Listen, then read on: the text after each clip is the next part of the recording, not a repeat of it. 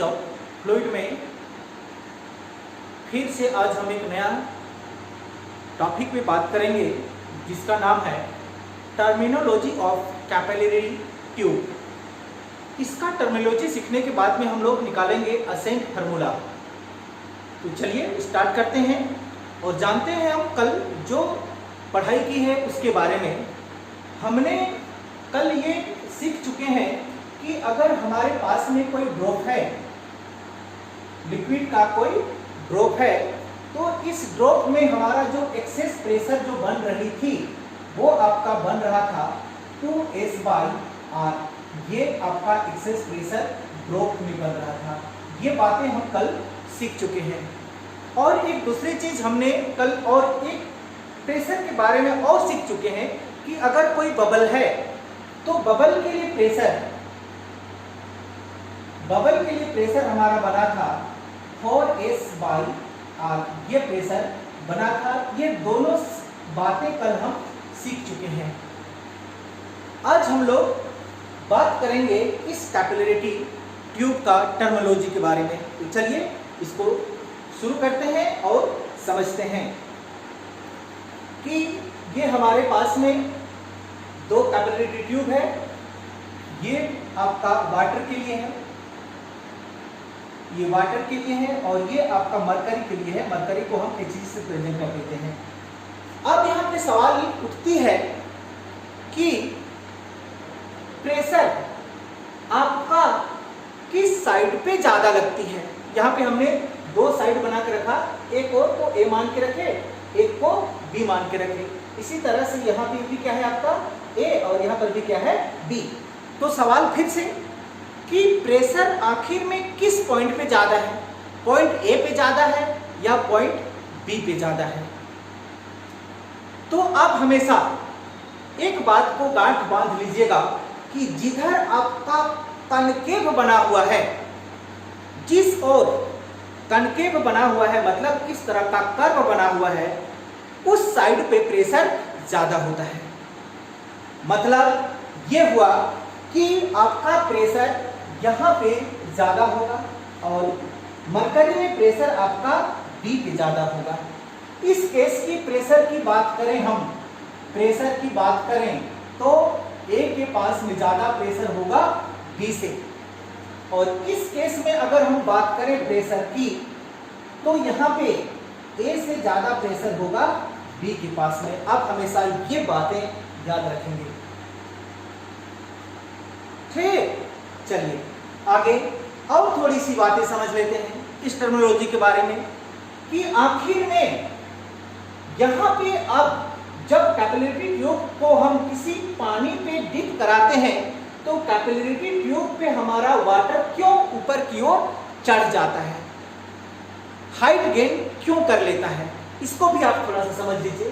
Suppose ये जो आपका एरिया दिखाई दे रहा है, इस पे आपका एटमॉस्फेरिक प्रेशर लग रहा है।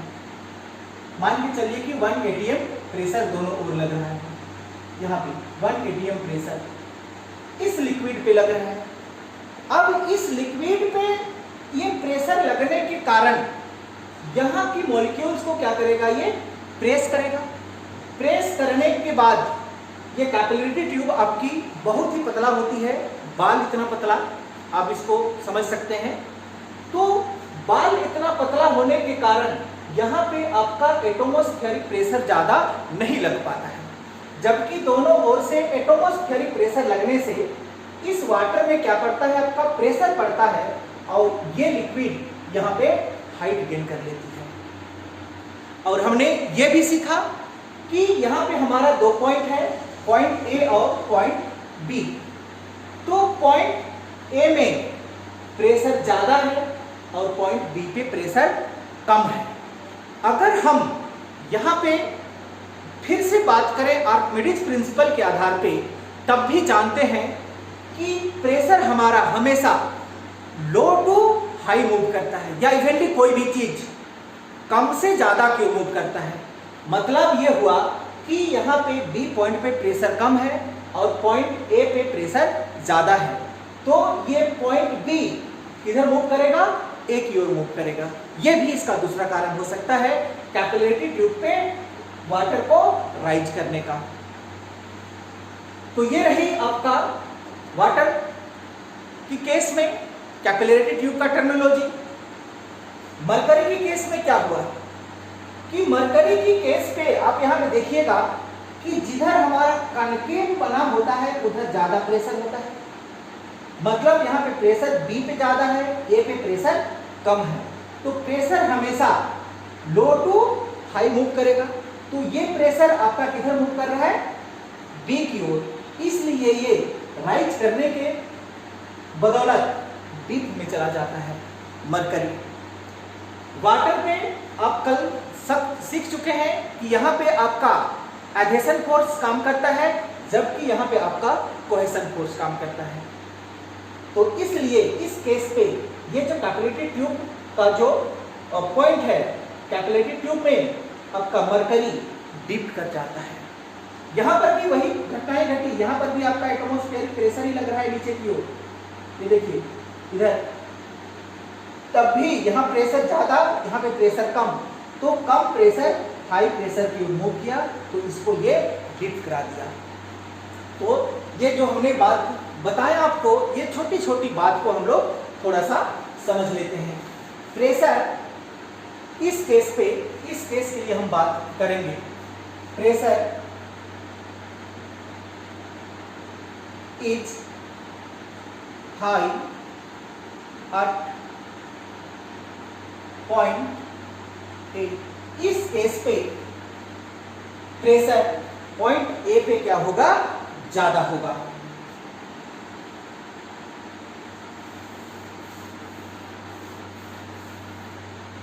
दूसरी और इसका टर्मिनोलॉजी समझिए, चाहे आप किसी भी टाइम किसी भी पल प्रेशर को मेजर कीजिए, हमेशा प्रेशर आपका कनकेव साइड ही आपको एक्सेस मिलेगा। ये पॉइंट को भी हम लिख देते हैं। Pressure will be always excess inside the concave. अब हमेशा ये बात को भी याद रखेंगे, चाहे आप किसी भी समय प्रेशर को मेजर करें, जिधर आपका कॉन्केव बना हुआ है उधर ही आपका एक्सेस प्रेशर होगा। एक्सेस ऑलवेज, हमेशा एक्सेस प्रेशर बनी रहेगी। अब थोड़ी सी बात कर लेते हैं हम लोग कि अगर हमको ये बात पता चला कि पॉइंट ए पे प्रेशर ज्यादा होती है और पॉइंट बी पे प्रेशर कम होता है, तो पॉइंट बी पे कितना प्रेशर होता है, ये फिर से सवाल खड़ी होती है। तो चलिए इस पॉइंट बी का प्रेशर को हम लोग कैलकुलेट करने का कोशिश करते हैं। इस केस के लिए, वाटर के लिए, फॉर वाटर के लिए pressure at B, point pressure at B की बात करें तो आप क्या समझेंगे कि यहां से आपका 1 atm प्रेशर लग रहा है, इधर से भी 1 atm प्रेशर लग रहा है और यहां से भी 1 atm प्रेशर लग रहा है। लेकिन यहां जो प्रेशर लग रहा है, इस 1 atm प्रेशर से यहां से लगने वाला प्रेशर क्या है, आपका ज्यादा है। मतलब कि इस प्रेशर को कैलकुलेट करने के लिए आप लिख सकते हैं 1 atm minus excess pressure inside the drop. ये ड्रॉप का इनसाइड प्रेशर कितना है आपका 2s/r, प्लस यहां पे ऊपर की डायरेक्शन पे जो प्रेशर आपको पड़ रहा है वो प्रेशर हम पढ़ चुके हैं, pressure is equal to rho g h. Rho g h, एक बार फिर से प्रेशर के बदले में हम पढ़ चुके हैं रो जी एच। रो इस वाटर का डेंसिटी हुआ, जी आपका एक्सेलरेशन ड्यू टू ग्रेविटी, जो आपका ग्रेविटेशनल फोर्स नीचे को लग रहा है वो है, और एच यहां से जो आपका वाटर जो हाइट गेन किया है, ये हाइट आपका एच है। इतना ही तो प्रेशर यहाँ पे बढ़ा हुआ है इसका अपेक्षा में। तो उस प्रेशर को भी हमको यहाँ पे क्या करना होगा, जोड़ना होगा। तो क्या जोड़ेंगे हम, रो जी एच इक्वल टू, यहाँ पे कितना प्रेशर पड़ रहा है आपका, 1 atm का प्रेशर पड़ रहा है। ये बातें भी आपको समझ में आया होगा। चलिए एक बार फिर से इसको रिवीजन कराते हैं कि ये 1 atm प्रेशर, ये देखिए ये आपका 1 atm प्रेशर पड़ रहा है, माइनस ये प्रेशर में हम किसको घटाएंगे, ये आपका वाटर है, तो वाटर का एक्सेस प्रेशर 2s/r होता है। इस 1 atm प्रेशर में हम क्या लगा देंगे, 2s/r। फिर भी ये जो आपका कैपिलरी ट्यूब में ये वाटर आपका राइज किया हुआ है, कितना राइज किया हुआ है, h हाइट राइज किया हुआ है, यानी कि किसके बदौलत, प्रेशर की बदौलत। तो प्रेशर को हम रो जी एच लिख सकते हैं। रो आपका डेंसिटी ऑफ वाटर हुआ, जी एक्सेलरेशन ड्यू टू ग्रेविटी हुआ, और एच आपका height gain in capillary tube by water. तो इस तरह से आपका रो जी एच हुआ इक्वल टू 1 atm, यहाँ पे लगने वाला जो प्रेशर है वो 1 atm। इधर का ये प्रेशर और इधर का 1 atm प्रेशर दोनों बराबर हुआ, तभी तो ये यहाँ तक ही हाइट गेन किया। अगर ये 1 atm कम होता तो ये हाइट और आपका ऊपर चला जाता। तो चलिए इस मैथ को फिर आगे बनाते हैं पॉइंट बी का प्रेशर कैलकुलेट करने के लिए। अगर हम इस केस की बात करें तब हमको क्या मिलने वाला है उसको भी ध्यान दीजिएगा। ये आपका 1 atm से 1 atm क्या हो गया, कैंसिल हो जाएगा। 1 atm से 1 atm कैंसिल, माइनस हो गया, ये प्लस हो गया, तो आपको मिलने वाला है रो जी एच इक्वल टू से, जब हम माइनस साइन उधर ले जाएंगे तो ये प्लस हो जाएगा 2s/r। ये देखिए, और यहां से अगर आप h बाहर कर देते हैं, h बाहर कर देते हैं तो h इक्वल टू आपको मिलेगा 2s/g h/r। इतना हाइट आपका गेन कर लेता है। मोटे तौर पे समझे तो यहाँ पे ये हाइट के बराबर आपका पॉइंट बी पे प्रेशर लग रहा है। समझ में आ गई होगी बात। चलिए और थोड़ी सी हम बात करेंगे, और थोड़ी सी बात करेंगे कि अगर हमारा वाटर प्योर हो, वाटर इज प्योर, अगर आपके पास में प्योर वाटर हो, उसमें किसी भी प्रकार की इम्प्योरिटी कंटेंट ना हो, तब वहां पे जो आपका एंगल ऑफ कांटेक्ट का जो निर्माण होता है, हमने देखा था ना कल, इस तरह से एंगल ऑफ कांटेक्ट, ये वाला मान के चलिए आपका वाटर है, तो वाटर पे ड्रॉप की ओर हम एंगल बनाते हैं, ये एंगल की बात करते हैं, ये एंगल थीटा, यही एंगल आपका एंगल ऑफ कांटेक्ट कहलाती है, एंगल ऑफ कांटेक्ट। अगर हम प्योर वाटर की बात करें तो प्योर वाटर पे आपका angle of contact, pure water पे angle of contact, angle of contact यानी कि थीटा इक्वल टू 0 हो जाता है। वहां पे किसी भी प्रकार का कोई एंगल नहीं होता है, ये बात भी आप सीख लेंगे। प्योर वाटर के लिए एंगल ऑफ कांटेक्ट 0 होती है, जबकि इम्प्योर वाटर के लिए, इम्प्योर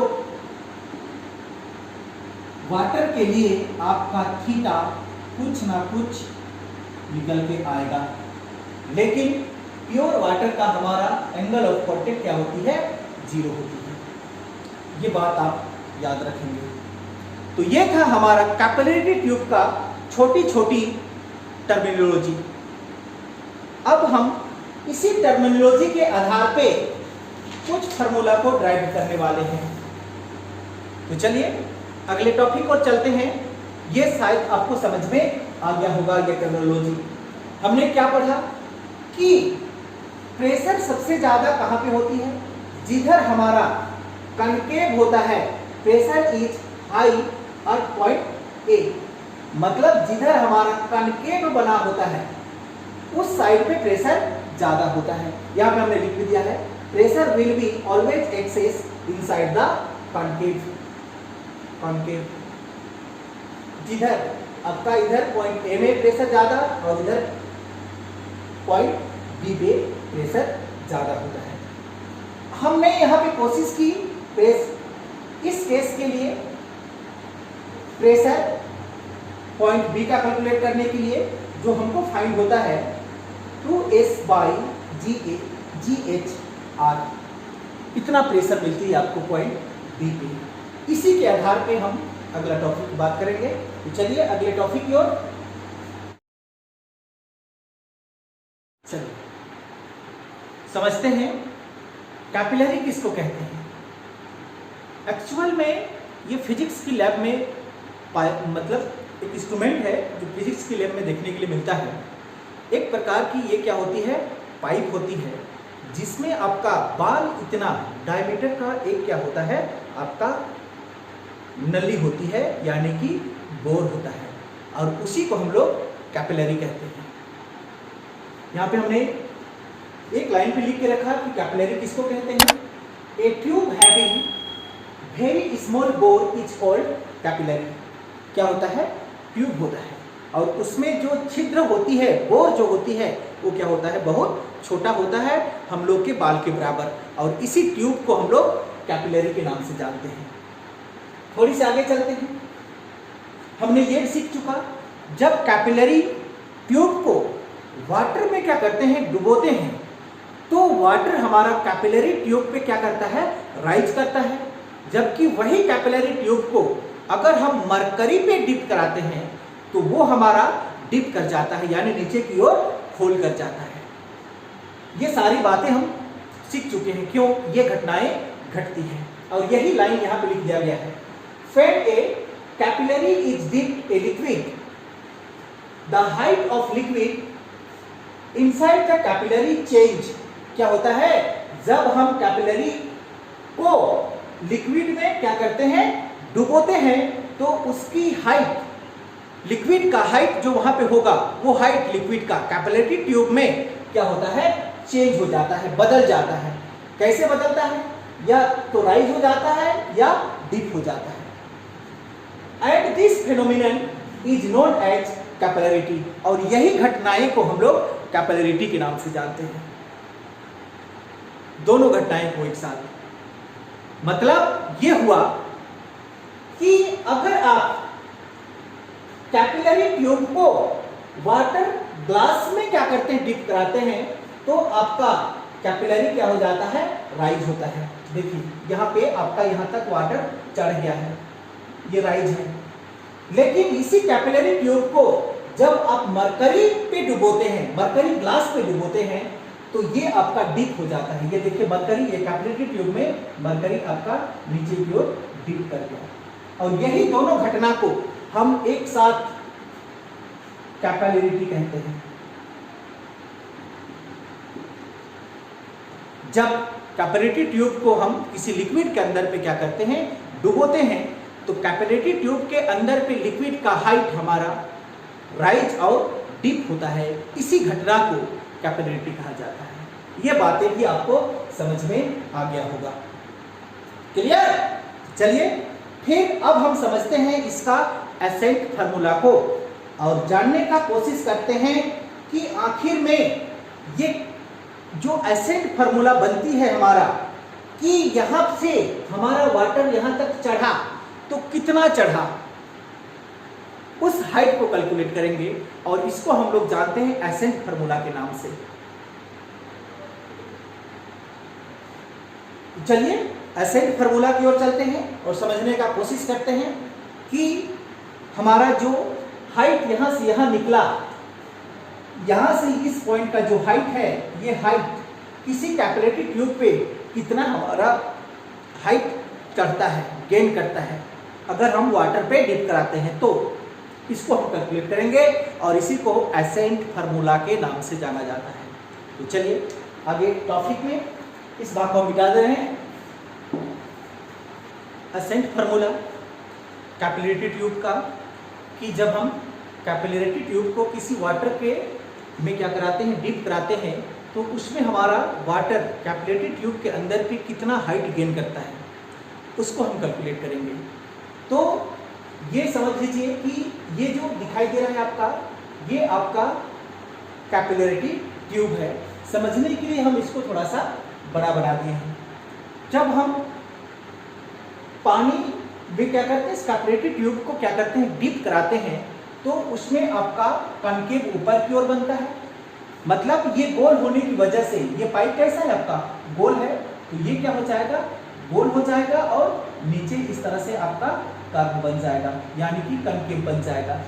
ऊपर की भाग ये सर्कल यानी कि दिखा रहा है। मतलब आप इसको समझ सकते हैं, नारियल को जब आप ठीक बीचों बीच भाग में क्या कर देंगे, तोड़ देंगे, तो इसको इस तरह से पकड़ेंगे तो नारियल का शेप जिस तरह से आपको दिखाई देगा आधा नारियल का, उसी तरह से इसका शेप बनता है हमारा कैपिलरी ट्यूब के अंदर पे वाटर की। जब हम वाटर में कैपिलरी ट्यूब को डिप कराते हैं तो समझ पा रहे होंगे बात को।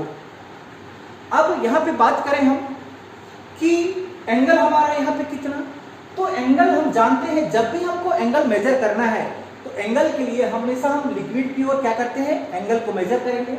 मतलब आपको एंगल मेजर करने के लिए यहाँ पे एक टेंजेंट लाइन खींचना होगा, तो यहाँ से जो एंगल ट्रेस हुआ यही आपका एंगल ऑफ कांटेक्ट होगा। उसी तरह से इधर से भी आप एक लाइन खींच सकते हैं इस तरह से, ये देखिए यहाँ जो एंगल बना ये भी आपका एंगल ऑफ कांटेक्ट कहलाएगी। आप इसको सरफेस टेंशन बोल सकते हैं, एस बोल सकते हैं। अगर ये भाग को आप थीटा देना चाहते हैं तो ये दे सकते हैं, क्योंकि अल्टरनेट एंगल क्या हो जाती है, इक्वल हो जाती है। ये बात आपको समझ में आई होगी, क्लियर? तो चलिए यहाँ फिर से थोड़ा सा समझते हैं। ये वाला भाग आपका क्या है, एस है, ये आपका एस आपको यहाँ पे दिखाई दे रहा होगा। अगर हम इसको फिजिकली, ये एस हुआ, ये वाला भाग या ये वाला भाग एस हुआ, तो ये वाला भाग जो आपको दिखाई दे रहा है ना, ये वाला भाग को हम यहाँ से खींच लेते हैं। ये दोनों के बीच में यहाँ पे बना हुआ है थीटा। कहने का मतलब हुआ कि ये भाग यहाँ से, ये वाला भाग ये है, ये वाला, और ये वाला भाग ये है, दोनों के बीच में क्या बना हुआ है, थीटा बना हुआ है। तो इस डायरेक्शन पे लगने वाला जो फोर्स है, ये वाला तो आपका क्या है, एस, लेकिन ये वाला जो फोर्स लग रही है इस डायरेक्शन पे, क्या आप इसको बोल सकते हैं, एस कोस ऑफ थीटा। इस प्रकार से हमको यहाँ पे इस डायरेक्शन पे एक फोर्स मिल जाती है, एस कोस ऑफ थीटा। अब ये हम जानते हैं कि force acting due to surface tension, यहाँ पे फोर्स हमारा क्यों काम कर रहा है, सरफेस टेंशन की वजह से काम कर रहा है।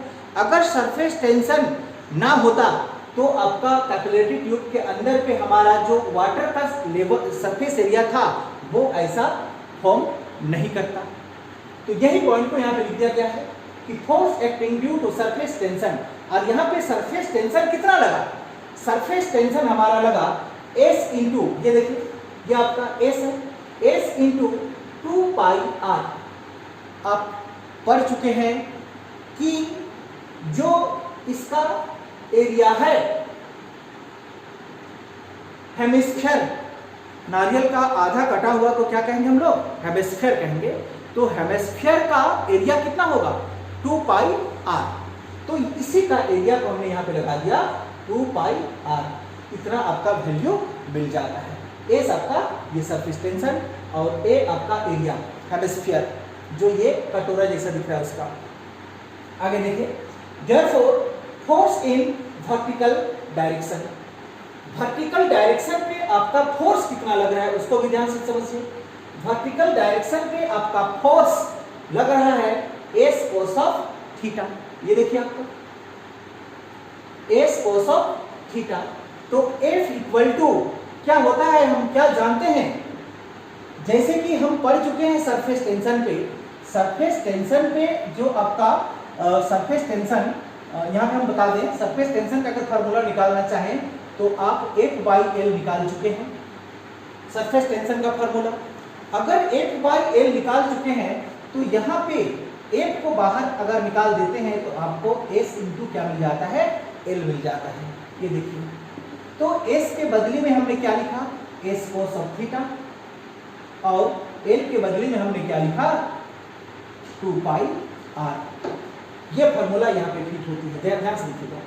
F इक्वल टू एस के स्थान पे S cos of theta into L के स्थान पे क्या लिखा 2 पाई आर। इस तरह से आपको यहाँ पे वर्टिकल डायरेक्शन का फोर्स मिल जाता है। आगे, for downward due to column of liquid, अब डाउनवर्ड पे आपका जो फोर्स लग रहा है वो क्यों लग रहा है? क्योंकि आपका डाउनवर्ड पे क्या बना हुआ है, कॉलम बना हुआ है, यहाँ पे कोन बनी हुई है, उसकी वजह से। तो यहाँ पे क्या बनने वाला है आपका h rho g plus pi r square. Pi r square का मतलब ये हुआ कि इसका ये आधा गोला है, अर्ध गोला, आधा गोला का क्षेत्रफल आपका अर्ध गोला है, आधा गोला है तो क्या हो जाएगा पाई आर स्क्वायर हो जाएगा। यहाँ पे प्रेशर लग रहा है, प्रेशर के लिए हमने यहाँ पे वैल्यू लगाया था। ये डाउनवर्ड की बात कर रहे हैं हम, नीचे की ओर, यानी कि ये यहाँ पे इस तरह से यहाँ पे ज्यादा प्रेशर लगा ना आपका, यहाँ पे प्रेशर, इसीलिए तो ये वाटर क्या हो गया यहाँ पे दब गया। तो यहाँ पे कितना प्रेशर डाउनवर्ड में लग रहा है h rho g into pi r square, इसके बराबर। आगे, अब जब वाटर हमारा यहाँ पे क्या हो जाए इक्विलिब्रियम हो जाए। इक्विलिब्रियम कब होता है? समझिए कि ये आपका क्या है वाटर है। वाटर में जब आप कैपिलरी ट्यूब को डालते हैं तो यहाँ से वाटर आपका इस डायरेक्शन पे क्या करता है मूव करता है और चढ़ता है यहाँ तक और इस तरह का शेप धारण कर लेता है यहाँ पे इस तरह से। ये देखिए, तो ये कब आपका इक्विलिब्रियम में होगा? तो यहाँ पे लगने वाला जो फोर्स है और यहाँ पे लगने वाला जो फोर्स है वो दोनों फोर्स क्या हो जाए इक्वल हो जाए। तब इस कैपिलरी ट्यूब में जो वाटर आपका क्या हो रहा है राइज हो रहा है, वो राइज होना क्या हो जाएगा बंद हो जाएगा। इसी को यहाँ पे लिखे हैं एट इक्विलिब्रियम। कब होगा? जब आपका वर्टिकल डायरेक्शन का फोर्स और डाउनवर्ड डायरेक्शन का फोर्स दोनों क्या हो जाए बराबर हो जाए। मतलब इधर लगने वाला फोर्स और नीचे लगने वाला फोर्स दोनों क्या हो जाए बराबर हो जाए। तब आपका वाटर ऊपर की ओर फिर गेन नहीं करेगा। इसको हम लोग कहेंगे इक्विलिब्रियम। तब देखिए क्या लिखे हम, vertical direction force equal to downward direction force.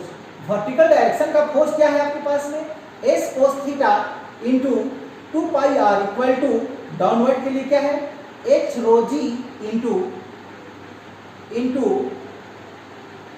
H rho g into pi r square. ये देखिए ये वैल्यू मिल जाता है इस कंडीशन पे। अब इसको हम जो कटेगा उसको काट देते हैं, ध्यान से समझिए। यहां से एक आर से ये आर कैंसल, पाई से ये पाई कैंसल, और कुछ कटेगी क्या? और यहाँ पे कुछ कटने लायक नहीं है। अगर यहाँ से कुछ कटने लायक नहीं है तब हम यहाँ पे h को बाहर कर देते हैं। ये देखिए आपका h को अगर हम क्या करते हैं बाहर कर दें तो आपको क्या मिलेगा? इस केस में एक बार लिख लेते हैं हमको क्या मिला है s cos of theta into 2 equal to h rho g into यहाँ पे एक आर बचा हुआ है। अब h को बाहर निकाल देते हैं हम। h को बाहर निकालेंगे तो क्या मिलेगा आपको 2s cos of theta by आपको मिल जाएगा रो जी आर। ये देखिए इस तरह से एक फार्मूला हमको जो हाइट गेन करती है कैपिलरी ट्यूब के अंदर की लिक्विड उसका हाइट कैलकुलेट होता है और इसी फार्मूला को हम लोग असेंट फार्मूला के नाम से जानते हैं। असेंट फार्मूला कितना हाइट गेन करती है, असेंट फार्मूला।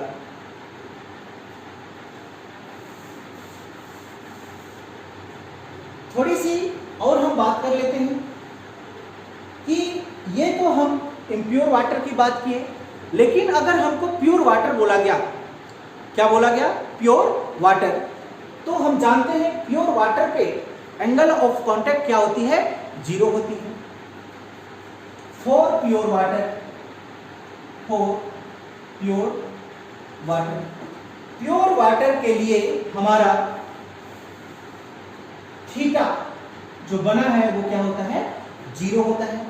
अगर 0 होता है इसका ये मतलब हुआ कि cos थीटा इक्वल टू क्या हो जाएगा, 1 हो जाएगा। मतलब कि cos थीटा की जगह पे अगर हम 0 डाल दें तो cos 0 का वैल्यू क्या मिल जाता है, 1 मिल जाता है। तो इस तरह से आपको इसका हाइट यानी कि h मिल जाएगा। ये आपका प्योर वाटर के लिए ये फॉर्मूला बना। और यहाँ पे एक घटनाएं और घटती है कि अगर हम इस कैपिलरी ट्यूब को क्या कर दें, इनसफिशिएंट कर दें, कि मान के चलिए यहां तक हमारा पानी चढ़ा हुआ है और इस कैपिलरी ट्यूब को हम यहां से काट दें, तब क्या होगा? क्या यहां से हमारा पानी बाहर की ओर निकल जाएगा? क्या पानी हमारा नीचे की ओर दब जाएगा? तो इसका सवाल है कि ना पानी नीचे की ओर दबेगा, ना पानी यहां से बाहर की ओर निकलेगा। वहीं पर ये एंगल ऑफ कांटेक्ट को क्या कर लेगा, बदल लेगा, यानी कि री एडजस्ट कर लेगा इनसफिशिएंट करने पर। तो चलिए इसको भी आप थोड़ा सा समझ लीजिए। Height, capillary with insufficient height. अगर कैपिलरी ट्यूब का हाइट को हम क्या कर दें, कम कर दें, मतलब कि ये इसको हम यहीं तक रख दें, यहीं तक रख दें, तो क्या होगा? यहां तक पूरा पानी भरा हुआ है, काट दें, ये वाटर है आपका, तब इस केस पे क्या होगा?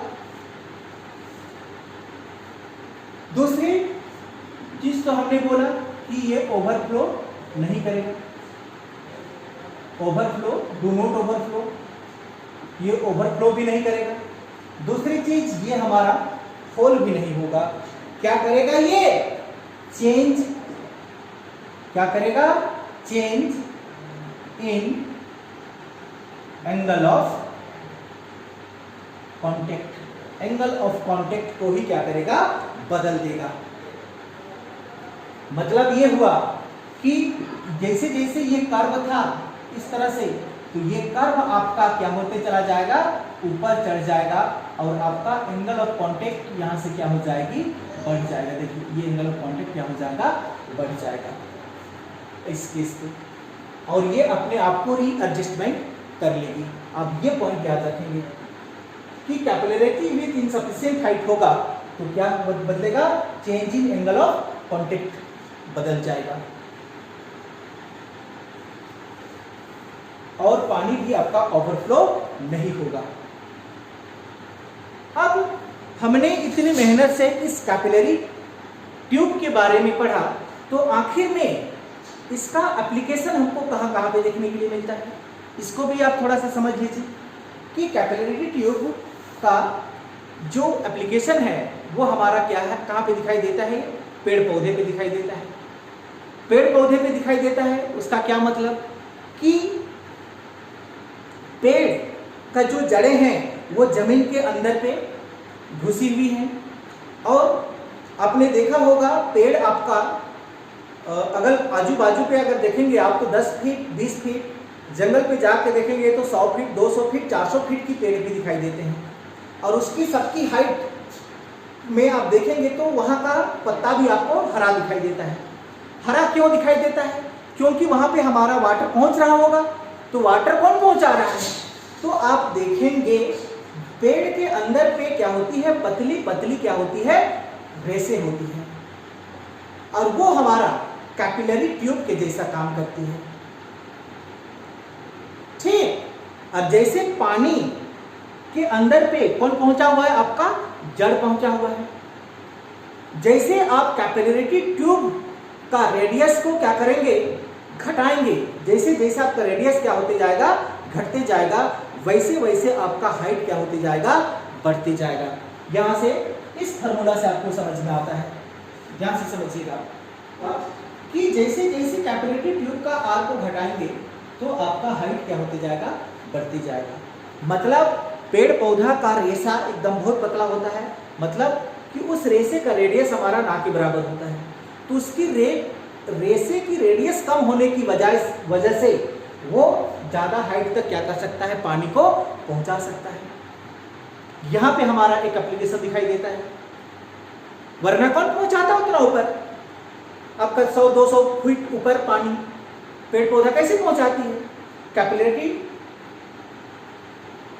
के सिद्धांत पे, इसके एप्लीकेशन के आधार पर पहुंचती है पानी, कि पेड़ पौधे के अंदर पे क्या होती है, पतली पतली रेसे होती है। देखिए आप, अगर आप आर को घटाएंगे तो आपका हाइट बढ़ने वाला है, और पेड़ पौधे में जो रेसे होती है उसका आर एकदम छोटा होता है, इसलिए वो आसानी से मैक्सिमम हाइट तक वाटर को पहुंचा देता है, ये कैपिलरी ट्यूब है। दूसरी चीज और समझ लीजिए कि आप दिवाली में क्या जलाते हैं, दिया जलाते हैं। आप देखे होंगे आपकी दादी मम्मी को कि उन्होंने एक प्रकार का बत्ती बनाता है कपड़ा से, इस तरह से मोड़ मोड़ के। इसका क्या मतलब हुआ कि उन्होंने इस तरह से जब रगड़ते हैं तो ऊपर का जो रेशा होता है, फैब्रिक्स होता है, उस फैब्रिक्स को वो क्या करते हैं, रगड़ के बंद करते हैं, लेकिन अंदर पे जो फैब्रिक्स होता है वो उसमें क्या हो जाते हैं, कुछ भाग छिद्र बच जाते हैं। अब ये आपका मतलब दिया है, मान के चलिए ये आपका इस तरह से क्या है, दिया है, यहाँ पे दिया जला रहे हैं, इस तरह से उस बत्ती को आप तेल के अंदर पे डालें, तेल के अंदर पे डालें, यहाँ पे आपका दिया जल रहा है इस तरह से। इसका ये मतलब हुआ कि आप देखेंगे केवल दिया का अगला भाग केवल जलता है, पूरा आपका बत्ती नहीं जल पाता। तो इसका क्या मतलब हुआ कि जब आप इसमें ये पतली पतली रेसे हैं, ये रेसे की डायमीटर क्या हुआ, छोटा हुआ, और छोटे होने की वजह से लिक्विड क्या करता है, मैक्सिमम हाइट को गेन करता है। क्या यहाँ पे पंप लगा हुआ है जो तेल को वहां पे खींच के ले जाए? ऐसा नहीं होता है, ये भी आपका कैपिलरी के वजह से होता है। इसके अंदर पे ये प्रेशर, ये वाटर आपका क्या करता है, मैक्सिमम हाइट को गेन करता है और आपका इधर चला जाता है, लेकिन ये चुभेगा नहीं नीचे, ये गिरेगा नहीं, क्योंकि हमने यहाँ पे सीख के रखा कि इनसफिशिएंट हाइट भी कर देंगे तो यहाँ का एंगल ऑफ कांटेक्ट को ये क्या कर लेता है, बदल लेता है, यानी कि रीएडजस्टमेंट कर लेता है। बात समझ में पकड़ पाए होंगे आप लोग कि यहाँ पे क्या घटनाएं घटी, कि बत्ती को आपने यहाँ पे डाला तो बत्ती के अंदर पे क्या है, रेशा है, तो रेशा में आपका जो वाटर है वो रेशा क्या काम कर रही है, कैपिलरी का काम कर रही है। और जब लिक्विड में हम कैपिलरी को डालते हैं तो वो मैक्सिमम हाइट को गेन करता है। ये देखिए इस तरह से ये गेन किया और इस तरह से तेल यहाँ से यहाँ पे पहुँचता, वरना क्यों पहुँचेगा वहाँ पे, यहाँ पे कोई हम पंप लगा के तो रखे नहीं है जो पहुँचता है वहाँ पे तेल, और बत्ती हमारा आसानी से क्या होता है, जलता है। बात समझ में आ गया? तीसरी एप्लीकेशन समझ लीजिए कि जब हम कोई कपड़ा पहनते हैं तो वो गंदा हो जाता है, उसमें मैल बैठ जाती है, मैल बैठ जाती है, तब क्या होता है कि वो कपड़ा चिपचिपा हो जाता है, गंदा दिखाई देता है। तब यहाँ पे हमारा क्या घटनाएं घटती है, वहां पे हम डिटर्जेंट एक्शन कराते हैं, डिटर्जेंट का पाउडर में डुबा देते हैं तो वो क्या होता है, हमारा सारा मैल छूट जाता है। तो इसको भी समझिए कि जब आप लिक्विड में एक चीज को बढ़ाएंगे तो दूसरा चीज को घटना होगा। चलिए समझा देते हैं आपको यहाँ पे थोड़ा सा। मान के चलिए कि आपके पास में दो चीज है, एक ए है और एक बी है। ए का प्रेशर क्या है, ज्यादा है, और बी का प्रेशर कम है। अगर ये दोनों मिल जाए, ये दोनों मिल जाए तो कौन अंदर और कौन बाहर रहेगा? एक बार फिर से कि आपके पास में दो कंपोनेंट है ए और बी, ए के पास में मैक्सिमम प्रेशर जबकि बी के पास में लो प्रेशर, दोनों को मिला दिया जाए तो कौन अंदर रहेगा और कौन बाहर होगा? चलिए आपको हम यहाँ पे बताते हैं कि जिसमें ज्यादा प्रेशर होगा उसका साइज क्या होता है, छोटा होता है, ये हम सीख चुके हैं, और जिसका प्रेशर लो होता है उसका साइज बड़ा होता है। मतलब ये एक के ऊपर पे आपका बी क्या हो जाएगा, इस तरह से चढ़ जाएगा। बात समझ में आया होगा। मतलब ये हुआ कि ये आपका माइल हो गया, ये वाला ए आपका क्या हो गया, माइल हो गया, जो कपड़ा के साथ में सरफेस टेंशन बना के चिपका हुआ है। वो उसके पास में हाई प्रेशर है, हाई टेंशन है, कपड़े के साथ में चिपका हुआ है। अब हम यहाँ पे बी यानी कि डिटर्जेंट को क्या कर रहे हैं, घोल के डाल रहे हैं। तो डिटर्जेंट के पास में कैसा प्रेशर है, लो प्रेशर है। लो प्रेशर होने की वजह से वो क्या करता है, इस माइल के चारों ओर इन्वेलप हो जाता है और कपड़ा से जो चिपका हुआ भाग है उसको क्या करता है, अलग कर देता है। अब जब हम इसको पानी से क्या करते हैं, खंगाल देते हैं, तो ये मैल हमारा कपड़ा से आसानी से क्या होता है, निकल जाता है। क्लियर? चलिए यहाँ से ध्यान दीजिए। मान के चलिए कि ये एक शर्ट का कॉलर है, हम लोग पहनते हैं ना यहाँ पे कॉलर, देखिएगा यहाँ पे काला सा रहता है, यहाँ पे बहुत मैल जमा हो जाता है, यहाँ पे मैल है, ये आपका मैल जमा है। जब आप डिटर्जेंट में डालेंगे इसको, तो ये इसके पास में तो ज़्यादा क्या है, आपका प्रेशर है। तो प्रेशर होने की वजह से, सरफेस टेंशन होने की वजह से ये कलर से क्या हुआ है, मैल चिपक गया है। जब आप इसमें लो प्रेशर वाला डिटर्जेंट को डालेंगे तो ये मैल के ऊपर में क्या बनाएगा, चारों ओर से इन्वेलप बनाएगा। इन्वेलप बनाएगा तो ये कपड़ा और मैल के बीच में क्या करेगा, आपका डिटर्जेंट घुस जाएगा, घुसेगा। क्यों? क्योंकि उसमें क्या बना रहा है, वो इन्वेलप बना रहा है। और जब आप इसको पानी में डाल के निकालेंगे तो ये मैल आपका साथ साथ क्या हो जाएगा, निकल जाएगा। ये भी आपका कैपिलरिटी ट्यूब के एप्लीकेशन में आती है, सरफेस टेंशन की वजह से ये भी पॉसिबल हो पाती है।